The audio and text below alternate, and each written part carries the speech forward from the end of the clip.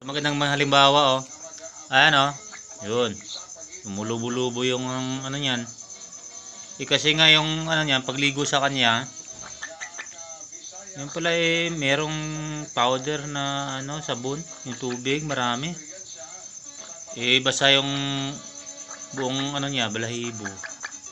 Yung ulo niya, kinukuskus din sa balahibo. Kaya ayan, napundo ngayon sa ilong niya. Nasinghot niya. O, lagyan natin ng asin. Asin lang naman yung pang ano ka dyan, gamot dyan O, lagyan mo na nga ng asin yan. Yun lang may solusyon Ito na asin Gawin mo na. Hindi tatagal yan. Mawawala na yung lagkit niyan sa ano niya. Lalamunan at saka sa budiga. Ayun. Ramdam niya Ganun lang siya. Pero subok ko na yan mga guys. Okay na.